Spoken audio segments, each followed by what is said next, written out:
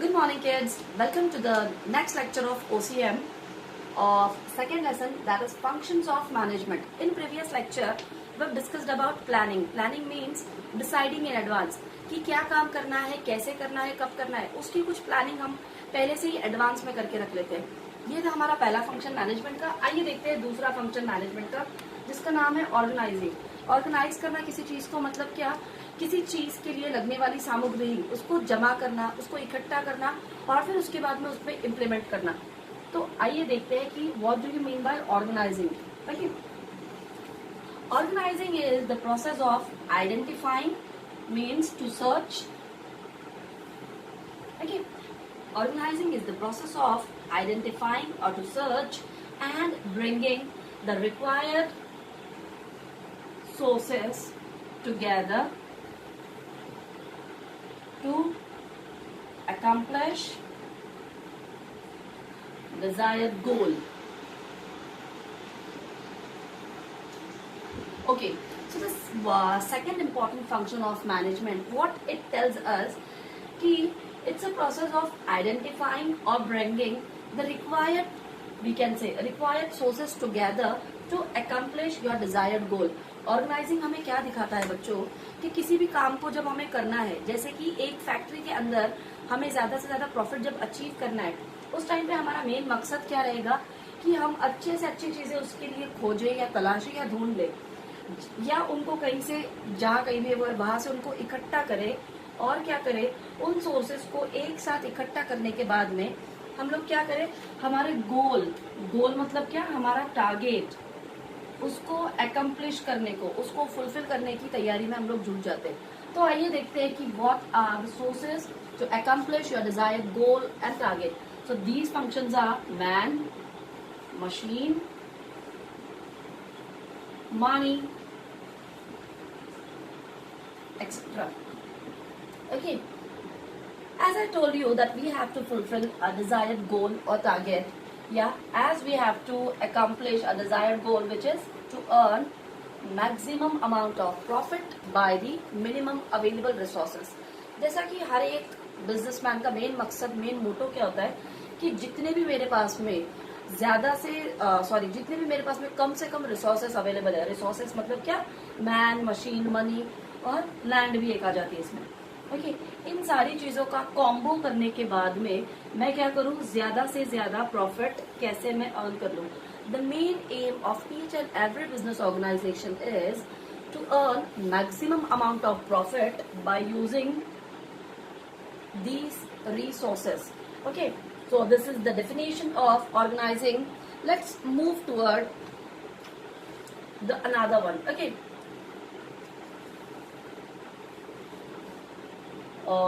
organizing means it's a group of people who are working together with a common objective in their mind. Organising के अंदर एक और चीज आ जाती है बच्चों, कि इसमें एक लोगों का ग्रुप होता है, मतलब एक 10, 12, 15, 20 कितने भी लोगों का ग्रुप हो सकता है। और वो ग्रुप क्या करेगा, उन सभी के दिमाग में एक ही टारगेट रहेगा, एक ही गोल रहेगा कि we have to accomplish profit for our organisation. Let's have a look toward the another point of organising.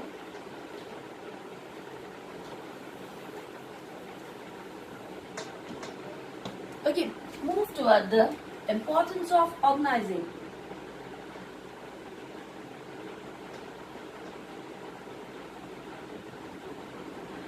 Importance of organizing means organizing, ठीक है, ऑर्गेनाइजिंग का मतलब है कि सारे रिसोर्सेस को इकट्ठा करना है और उसके ऊपर इम्प्लीमेंट करना है और फिर प्रॉफिट अचीव करना है।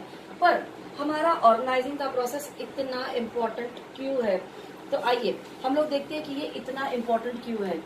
facilitates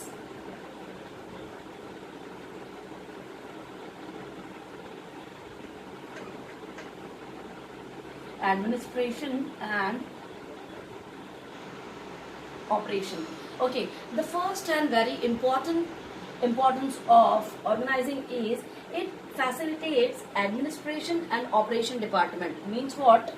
It guides or it directs हमारा ऑर्गेनाइजिंग क्या करता है बच्चों, जो भी हम ऑर्गेनाइज कर रहे हैं चीजें, ये हमें चीजों के बारे में जानकारी देता है, गाइड करता है, या हमें उन चीजों की तरफ डायरेक्शंस देता है कि आप ये काम करो, ऐसे करो, वैसे करो। तो आपकी जो भी चीज है, या आपको आपके वर्क, आपका जॉब प्रोफाइल, ये सारी चीजें आपको एकदम डिटेल में, डेप्थ में एक्सप्लेन करता है, so that easily you can complete और you can accomplish your desired goal or target. So this is the first and important, we can say, importance of organizing, which is facilitates administration and operation, कि ये हमें हमारे हर एक काम में मदद करेगा और हमारे जो भी इश्यूज है, प्रॉब्लम्स है, उनको सॉर्ट आउट करेगा। Next is brings specialisation, brings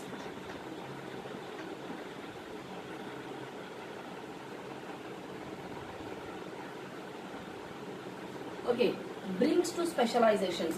As I told you that so many people are coming together with a common object in their mind. So here we are having different kinds of department. Okay, so many departments are there in single organization, such as purchase department, sales department, accounts department.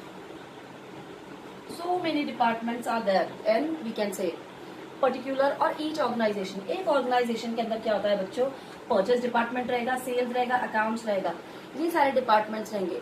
पर इन सारे department को handle करने के लिए एक special बंदा appoint किया जाएगा।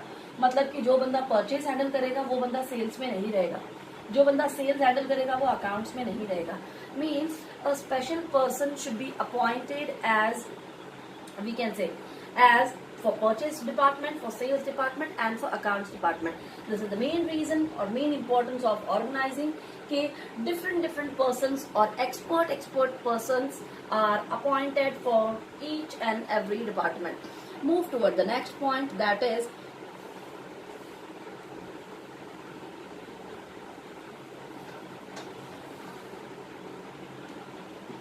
defines job properly. Yes, defines job properly means what? As I told you that so many departments are there in single organization. एक organization के अंदर different departments होते हैं, जिससे क्या होता है कि right department के लिए, right department, for right department we are choosing right person. आइए, एज आई टोल्ड यू कि हमारी ऑर्गेनाइजेशन के अंदर क्या होता है कि बहुत सारे डिपार्टमेंट्स होते हैं एक ही ऑर्गेनाइजेशन के अंदर, सेल्स, परचेजर्स, अकाउंट्स और XYZ, मार्केटिंग एंड ऑल। तो इन सारे डिपार्टमेंट्स में क्या होता है कि एक जो स्पेशलाइज्ड बंदा है, जो बंदा सिर्फ मार्केटिंग से रिलेट करता है, उस बंदे को, उस राइट पर्सन को हम लोग सेल्स मैनेजर बना देंगे। उससे क्या होगा बच्चों कि वो बंदा उस पर्टिकुलर चीज में स्पेशल है या उस पर्टिकुलर चीज में एक्सपर्टाइज्ड है और वो बंदा उस काम को बहुत ही अच्छे से हैंडल कर लेगा। This is the main and another important function, importance of organising, that is it defines your job properly, कि what you have to do and what आपको क्या करना है और क्या नहीं करना है। Move toward the next one, that is responsibility. Yes, these 2 points are interrelated to each other. Responsibility. Okay, these 2 points are interrelated to each other. As I told you that it defines your job properly, your jobs properly. जैसे कि ये आपको बता देता है कि कौन सा बंदा कौन सा डिपार्टमेंट के लिए फिट होता है, सूट होता है and all. So clearly it gives you a clear idea that who is handling which department, है ना. इट्स अ रेस्पॉन्सिबिलिटी, है ना. A sales manager is having a responsibility to handle sales.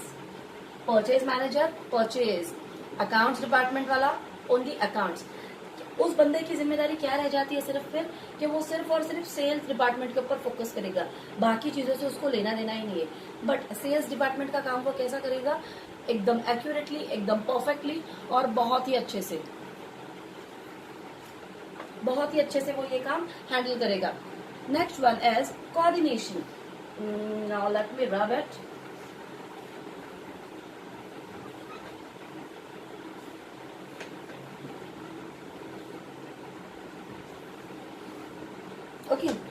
Next one is coordination. This is fifth one.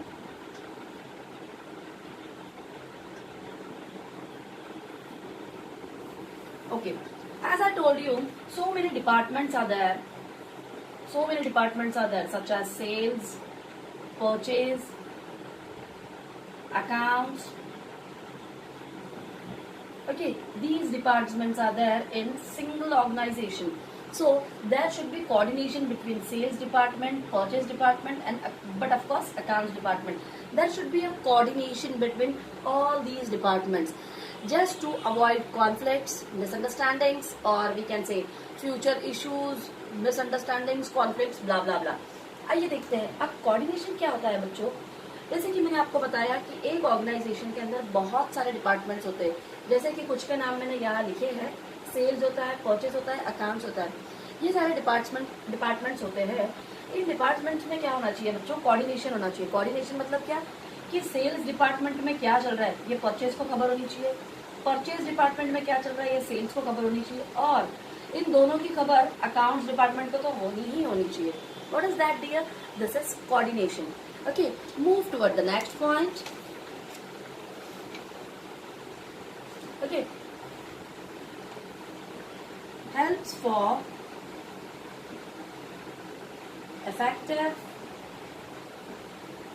administration. Okay, but of course, if there is a, we can say there is a proper coordination between all these departments, but of course you are functioning or you're working or you're functioning effectively, yeah we can say properly. अगर आपका सारे department से coordination अच्छा है, we can से conflicts नहीं है, misunderstandings नहीं है, तो easily it helps for effective administration, it helps in effective administration process. Move toward the next point which is helpful in growth and diversification. Next one is helps in growth and diversification. The next point is, as I told you, that coordination should be there in each and every department, sales, purchase and accounts. If there is a coordination between all these three departments, so what happened here? But natural conflicts are not arising in them. Conflicts, misunderstandings, or we can say debate, some kind of debates.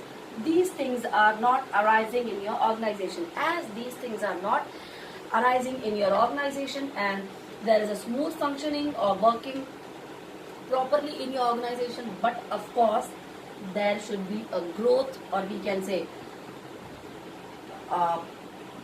earning profit in your organization. And as I told you a number of times, that basic or main aim of each and every organization is to earn maximum amount of profit by using small or minimum available resources. So if you are following all these process, so easily, or we can say definitely, you'll क्या बोलते हैं easily grow your business. Okay, जैसे कि मैंने बताया आप ये सारी चीजों को फॉलो करोगे प्रॉपरली तो बट ऑफ कोर्स आपकी कंपनी ने ग्रो करना ही करना है. Move toward the next point, that is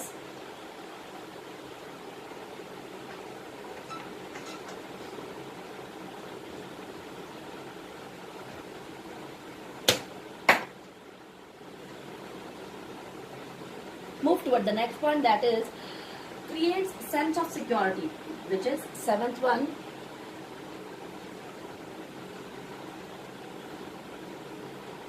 It creates sense of security. Sense of security means what? As each and every person knows their responsibilities, their duties, their jobs. So okay, as each and every person knows their responsibilities, their job, everything, so it creates a normal sense of security in their minds, है ना. They are away from their mental diseases. जब एक company में काम करने वाला बंदा जो है उसको पता है कि मेरी जिम्मेदारी क्या है, just I have to handle accounts department, और मेरे को बाकी दूसरे डिपार्टमेंट्स की तरफ देखना भी नहीं है, फोकस भी नहीं करना है, just I have to concentrate on my accounts department. तो मेरे लिए मेंटल डिस्टर्बेंस का, mental we can say issues, mental imbalances, इन सब चीजों की बात ही नहीं आ जाती है। ओके, मुझे सिर्फ और सिर्फ मेरे काम पे फोकस करना है। सेल्स डिपार्टमेंट में और परचेज डिपार्टमेंट में क्या चल रहा है मुझे कोई जानने की जरूरत नहीं पड़ती है। The next one is scope for innovation. The 9th point is scope for innovation. Scope for innovation means what? जैसे कि एज आई नो कि I have to handle only and only accounts department. मुझे सिर्फ और सिर्फ account, so many departments are there in my organization, but I have to focus on accounts department. मुझे जब पता है कि मुझे सिर्फ और सिर्फ अकाउंट्स डिपार्टमेंट पे ही फोकस करना है, तो मैं क्या करूंगी, उसके अंदर में मेरे न्यू आइडियाज लगाऊंगी, है ना, न्यू टेक्निक्स को फॉलो करूंगी मैं। As I have to handle only accounts department, तो I have to give my best कि मैं इन चीजों को कैसे अच्छे से कर सकती हूँ और कितने अच्छे से मैं उसको मैनेज कर सकती हूँ, हैंडल कर सकती हूँ, और इन चीजों के अंदर मैं अपना टैलेंट बताने की कोशिश करूंगी। And the last point is optimum utilization of resources. Optimum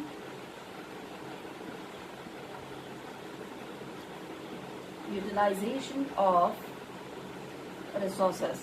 Okay, now the last point is very important, that you have to use your resources properly in such a way that by hook or by crook, है ना, कैसे भी करके आपने resources को बहुत संभाल के यूज करना है कि ज्यादा वेस्टेजेस नहीं हो और मैं ज्यादा से ज्यादा प्रॉफिट अर्न कर पाऊँ, अचीव कर पाऊँ। So that's all for today. Okay, see you in next lecture. Thank you.